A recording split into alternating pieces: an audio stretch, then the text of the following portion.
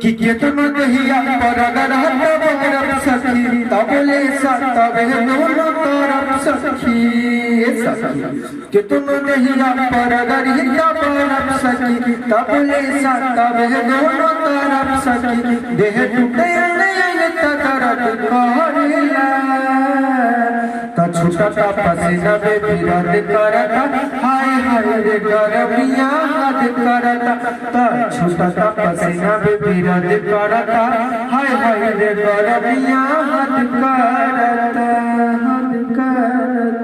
ये सॉन्ग खेसारी लाल जी का है। बता दें दोस्तों, ये 3 दिन पहले ये सॉन्ग रिलीज हुआ था और बहुत ही कम समय में 1 मिलियन प्लस लोगों ने इस सॉन्ग को अपना प्यार दुलार दिया है।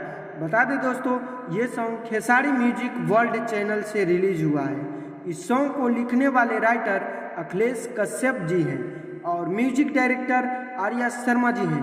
आप लोग भी इस सॉन्ग को एक बार जरूर सुनें और अपना प्यार दुलार जरूर दें। बता दें दोस्तों, इसी प्रकार से भोजपुरिया से रिलेटेड जानकारी पाने के लिए हमारे चैनल को सब्सक्राइब करें और नए नए वीडियो पाने के लिए हमारे चैनल से जुड़ें।